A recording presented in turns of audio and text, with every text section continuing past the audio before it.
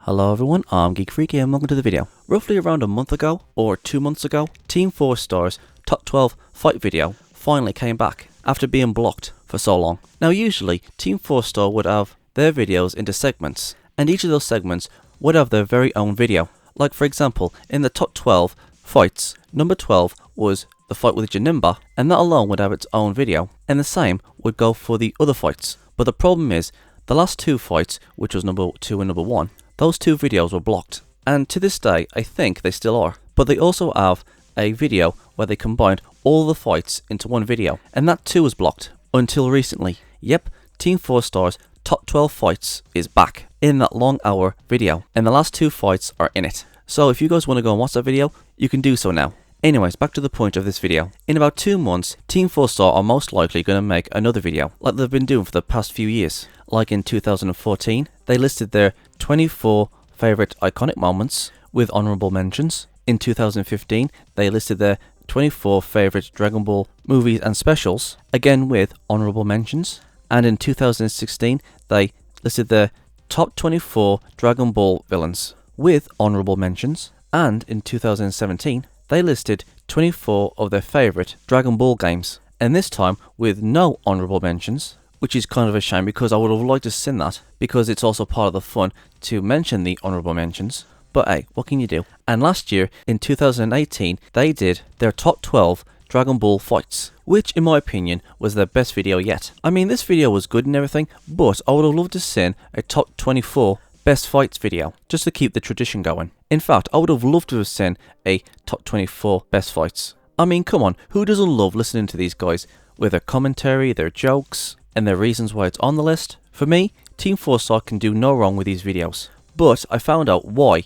they did a top 12 instead of a top 24. While I was doing my research on dbcember for this video, I was looking on Team 4 Star's Wikipedia page on dbcember, and apparently the reason why they didn't do a top 24 is due to complaints from fans that Team 4 Star have been too critical with the bottom half in the past. And you know what, I'm pretty angry at this because I would have loved to have seen a top 24 list, regardless if they're going to be critical to these fights or not. Because hey, nothing's perfect, and Team 4 Star should say what they want to say regardless of what the fandom says. In fact, if Team 4 Star is listening to this, please, please, please do the other half. I would love to see the bottom half of the top 24 best Dragon Ball fights. It's an absolute shame that the fandom has to ruin this. But hey, what can you do? So yeah, that's 2 things. Number 1, do some honourable mentions for both the games countdown and the best fights. And number 2, do the other half of the top 24 best fights. So it'll be number 24 all the way to number 13. I would really love to see that happen.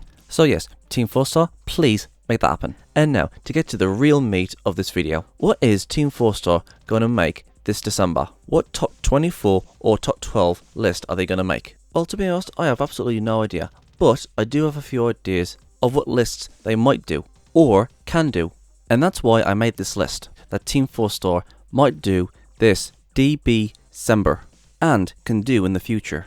And with that said and done, let's resume. Number 1. Update their dbcember lists. Now, as we all know, dbcember started in 2014. Well, the lists started anyways. Iconic moments, movies, villains, games, fights, you know. Now, the iconic moments is a must because we've got Dragon Ball Super, and then we had the Broly movie, and I think this list came out before Resurrection OF. And so, if they wanted to put some iconic moments from the series and those 2 movies, Resurrection OF and Broly, or the series, they could put, just for example, Goku, Frieza, and 17 versus Jiren on this list. So let's just say, for example, they decided to put this iconic moment at number 10, and they would move everything down by 1. So let's just say, for example, they put Goku, Frieza, and 17 versus Jiren at number 10, where Vegeta becomes a Super Saiyan, and Vegeta becomes a Super Saiyan at number 11. And Vegeta's sacrifice against Buu would be at number 12, and at number 12, Goku kills King Piccolo, becomes number 13. You guys know where I'm going with this. And I'm not saying Goku, Frieza and 17 versus Jiren should be at number 10. I'm just saying this as an example. Because again, there has been more content since 2014. And it's the same with the movies. Yes, okay. There's only been one Dragon Ball movie since then. And that's Dragon Ball Super Broly. But come on, you guys have to admit that Dragon Ball Super Broly should be in the top 3. I mean, come on. It's a no-brainer. So let's just say, for example, they decide to put Broly at number 2, Dragon Ball Super Broly, and the world's strongest would be at number 3, Bardock, the father of Goku, would be at number 4. You guys you know where I'm going with this. And again, this is only an example. I'm not saying that Broly should be at number 2. It's just an example. And when it comes to the villains, they can add all the Dragon Ball Super villains. And maybe a few from Broly, because they did make a special about the Dragon Ball Super villains, but they weren't on the list. But now Dragon Ball Super is finished, for now. And yes, I know there's the new villain called Moro, that's in the manga, but we just need to wait until Dragon Ball Super comes back. And then when Dragon Ball Super does come back, and it ends again, they can update the lists. So yeah, put all the Dragon Ball Super villains inside of this list, if they even deserve to be on this list. Well, Zamasu is a sort of like hit and miss for me, but you know. But again, you guys know what I'm talking about. It's the same with video games, with Dragon Ball Fighters. And last and simply not least, the best fights in the Dragon Ball franchise. They need to add Broly to this list and make it a top 24 list instead of 12. Now, I'm not saying they should redo all of the lists they made prior.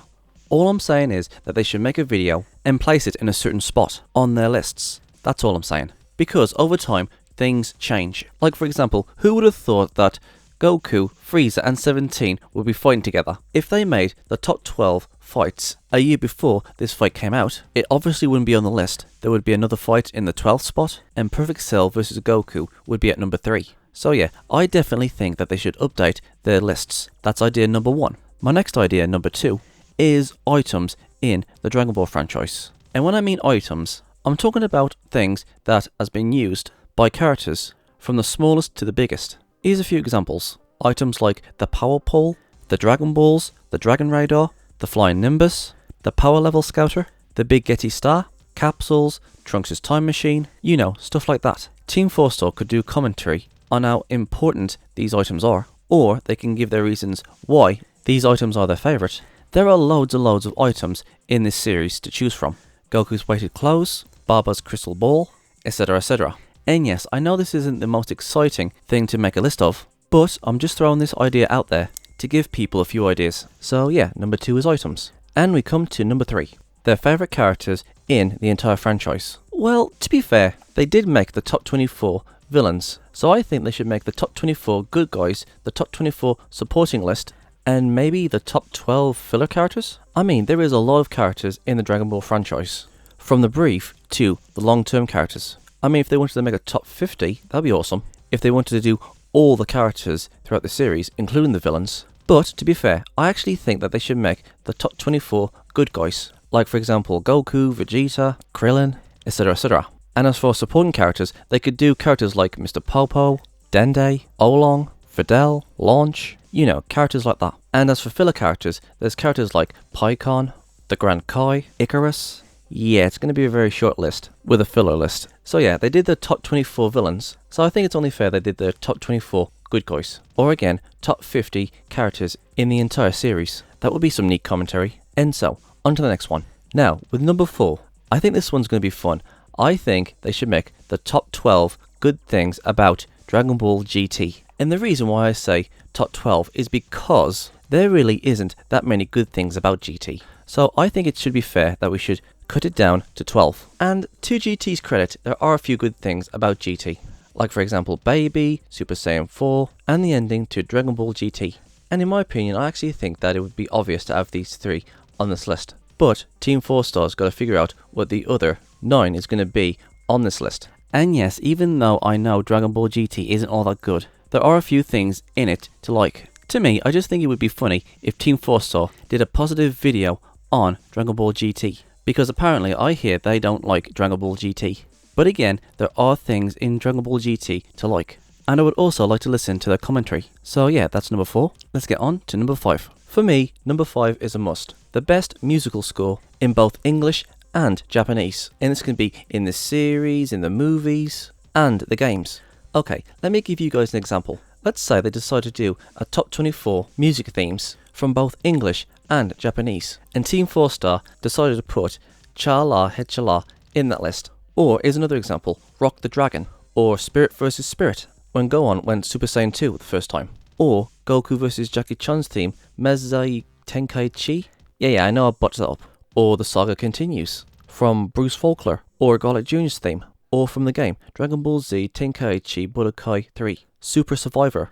Like I said, all of these are just examples, or one of my personal favourites from Bruce Faulkner, in the English version, the Ginyu Force theme. That one is my personal favourite. So yeah, it's the openings, it's the themes, it's the music. I'm pretty sure at this point you guys get it. Which 24 music score should be on the list? What do you guys think? Leave comments in the comment section below and let me know. And with that said and done, let's resume with number 6. Now, all of us love the Dragon Ball franchise. From Dragon Ball to Dragon Ball Z to Dragon Ball Super to, yes, even GT.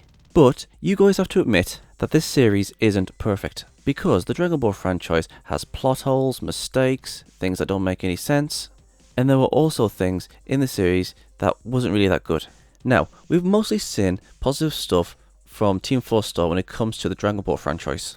And at number 4, I says they've got to find 12 things good about Dragon Ball GT. And this got me thinking, what if they made a list of the top 24 plot holes, mistakes, things that wasn't that good about the series, or things that didn't make any sense? I mean, come on, there are things in this series that drives us crazy, or has us scratching our heads, and also got us thinking, hold on, that doesn't make any sense. And that's what gave me this idea for a list. Team 4 Star has to make the top 24 mistakes, plot holes, things that wasn't good about the series, and things that don't make any sense. I mean, come on, it takes a true fan to point out the mistakes in the plot holes and things that don't make any sense, and there are things in the series that we don't like. Let me give you guys a few examples. Who remembers this little guy, the Oracle Fish? In the main timeline, this little guy told Beerus that in 39 years, a rival will come along and challenge him, and this was the reason why Beerus was looking for a Super Saiyan God.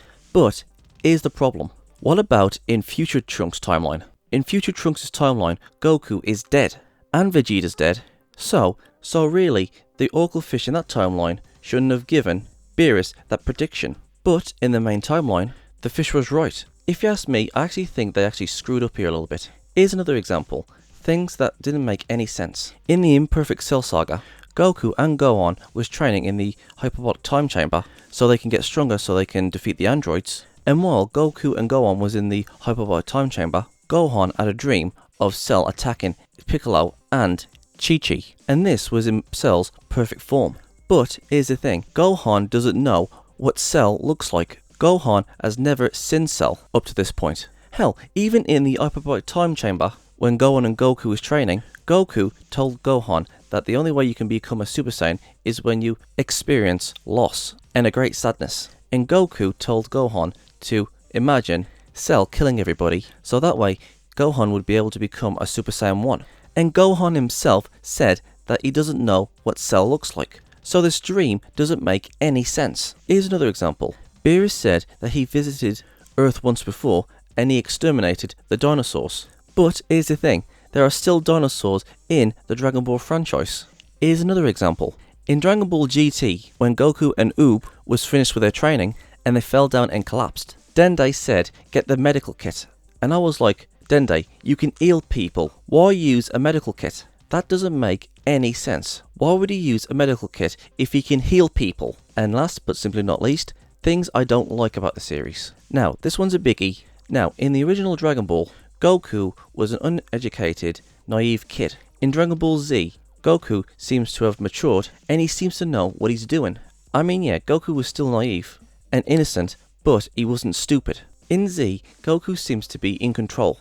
But in Dragon Ball Super, it seems that Goku has regressed. To me, in Dragon Ball Super, Goku has gotten stupid. It's almost like I'm watching Luffy from One Piece. And it isn't just one saga or two sagas, it's throughout the entirety of Dragon Ball Super. They've really dumbed down Goku in Dragon Ball Super. Hell, even Kid Goku from Dragon Ball GT is much more mature than him. So yeah, that's one thing I don't like about the series. And I'm pretty sure you guys at this point know what I'm talking about. Team 4 Star should point out the mistakes, the plot holes, things that don't make any sense, and things that wasn't good about the series. And as much as I love the Dragon Ball franchise, I don't mind Team 4-Star pointing out the flaws of the series. And as fans, we should admit to ourselves that there are things in the series with plot holes, mistakes, things that wasn't good about the series, and things that don't make any sense. We as fans have to admit to ourselves that the Dragon Ball franchise isn't perfect. But despite its flaws, I would like to see Team 4-Star talk about these flaws. So yeah, that's number 6. Let's go on to number 7. Okay, with number 7, I think this one's a no-brainer for everybody. The top 24 transformations and power-ups. And I am 120% sure that everybody knows what I'm going to say about this. Within the Dragon Ball franchise, there has been transformations and power-ups that has increased a character's power. Like for example, we have the Super Saiyan forms, like Super Saiyan 1, 2, 3, 4, God, Super Saiyan Blue, etc, etc. And we've got power-ups, like when Gohan was on Namek and Guru gave him a power-up, and there was All Kai's Unlock Potential power on Gohan, and Gohan became Mystic Gohan. Good times. Anyways, in Dragon Ball, Piccolo turned into a giant, which is kind of a transformation in its own way. And there was also the transformation where King Piccolo wished for his youth back. He went from an old man to his youth again. It kinda is like a transformation. Well, in my opinion it is. And it isn't just about transformations and power-ups, it's also about evolution as well. Here's an example of what I'm trying to say.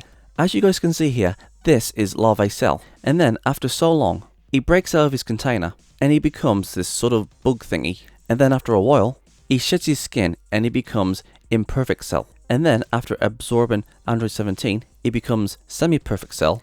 And also after absorbing Android 18, he becomes Perfect. And he can become a Super Saiyan and a Super Saiyan 2. But the two things I want to talk about is Larvae Cell and Bug Cell. To me, Cell's larvae form and his bug form, in my opinion, is probably the most unique transformations in the series.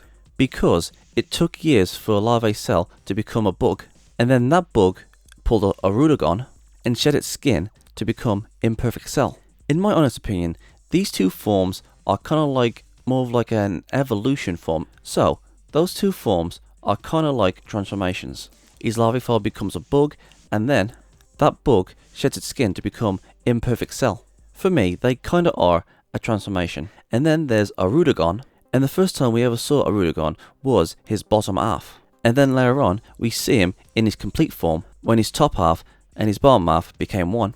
And then later on, he sheds his skin to become this sort of bug, sort of looking kaiju thing. So in a way, the two halves of Rudagon is kind of like a transformation sort of thing going there, with his top and bottom half becoming one. So yeah, you guys know what I'm talking about. There are loads of transformations, power-ups, and evolutions in this series that we all like, and in my honest opinion, I honestly think that they should make a top 24 best transformations, power-ups, and evolutions. And let me tell you guys something, there are a lot of transformations and power-ups and evolutions in this series. What do you guys think? Which one is your favourite transformation from the Dragon franchise? Please let me know in the comment sections below. And with that said and done, let's resume to number 8. And with number 8, I think this one's an absolute given. The top 24 best Dragon Ball sagas. From Dragon Ball to Dragon Ball Z to Dragon Ball GT to Dragon Ball Super. And from what I've counted, there is about 41 sagas in the entirety of Dragon Ball. If you guys was to go onto the Dragon Ball wiki and look up the sagas, you'll see why I said 41. And that is only the anime. There are also sagas within the games. Dragon Ball Heroes, Dragon Ball Xenoverse, and Dragon Ball Fighters. But if you want my honest opinion, I think the Namek Saga, the Captain Ginyu Saga, and the Frieza Saga are the best sagas. But you know, that's just my opinion. So, what do you guys think? Do you think Team 4-Star should make a list of the best sagas? Which one is your favourite saga? Please let me know in the comment sections below. And with all that said and done, let's move on to number 9. I think number 9 is definitely a must. Abilities and techniques. And there are loads of different kinds of abilities and techniques, from absorbing to ki blasts to magic to abilities that only certain characters can do. Like for example, Piccolo can modify his body to be giant, or he can stretch his arms, and Frieza can also breathe in space, and a Saiyan with a tail who looks up at the moon can transform into a giant ape or an Ozaru. And there's also Majin Buu's regeneration. So yeah, you guys know where I'm going with this. Anyways, there are loads of abilities and techniques in this series. So many in fact, I think Team 4 Star might need to make about 50 slots. Some of my favourites are Boo's regeneration abilities and his absorption ability. And I also love Captain Ginyu's ability to change bodies. And I also like the Kaioken. And also there's the classic Kamehameha. Like I said, there are loads of abilities and techniques out there. Reading minds, telekinesis, magic, etc, etc. So in my opinion, I honestly think that they should make a list of the top 24 techniques and abilities. Really, this segment didn't even need an explanation. I mean, come on, abilities and techniques. It's an absolute no-brainer. And with that said, let's resume to number 10. But before I do that, I'm going to give you guys some honourable mentions. The most inspiring moments, the most coolest moments, the most emotional moments, the most scariest moments, the happiest moments. Let me give you guys an example of what I mean by these. My favourite inspiring moment is when Goku was on his way to Namek, and while he was on his way to Namek, he was also training under 100 times Earth's gravity, and it almost killed him. But Goku gave it his all to try and survive, and he kept on pushing himself and pushing himself and pushing himself. This inspired me to go jogging and working out. And you know what? That's what's missing from Dragon Ball Super. I want to see Goku push himself when he's training. I want to see Goku train to the absolute point of exhaustion and survival. And for me, I think that's what's missing from Dragon Ball Super. I want to see Goku go through hell in his training. I want to feel inspired to go out and train, just like he did in the gravity room on his way to Namek. And here's what I mean by cool moments. Now, we all know that Vegeta got his ass handed to him on Namek. Frieza was giving Vegeta hell. Frieza was beating Vegeta up to a bloody pulp. And then when Frieza was about to finish Vegeta off, Goku arrives and walks up to Frieza. And as he was walking over to Frieza, this white aura kept on seeping out of Goku. Goku was facing off against a tyrant. Goku was walking into the lion's den. When we all first saw this for the very first time, Frieza was an absolute monster. And for Goku to step up to the challenge and try to defeat Frieza, for me, that was probably the most coolest thing I have ever seen in the entirety of the series. And when it comes to emotional moments, there's 16's death. And when it comes to scary moments, there's the introduction of Cell. You guys get, you know what I'm trying to say. I mean, these moments seem like a good idea, but I don't think that there's that many of these moments in the entirety of the series. And that is why that these are honourable mentions. There really isn't that many to make a full list. And that is why I put these in the honourable mentions. And now, number 10. The top 50 or 100 best episodes from the entire series. Okay, last I counted, there was over 800 episodes of the franchise. Dragon Ball, Dragon Ball Z, Dragon Ball GT, Dragon Ball Super, and Dragon Ball Kai. And I'm going to be honest, I don't think top 24 episodes would cut it. In my honest opinion, I actually think that they should make a top 50 or 100.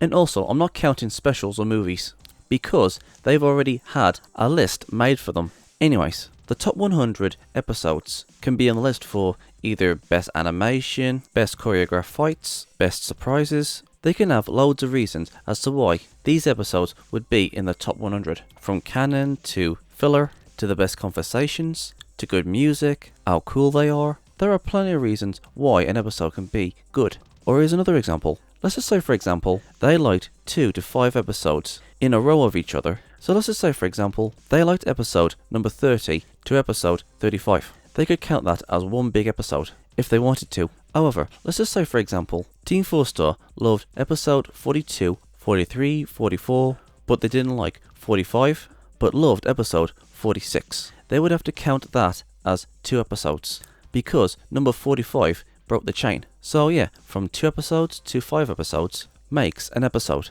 And again, considering there's over 800 episodes, I think the top 100 best episodes of the Dragon Ball franchise should be made. And that's it for me, guys. What do you guys think? Should Team 4 Star make these lists? What do you guys think that they're going to make for a list this year? What list would you like to see Team 4 Star make? Please let me know in the comment sections below. For me, I actually want them to update their lists, considering there's been more Dragon Ball coming out.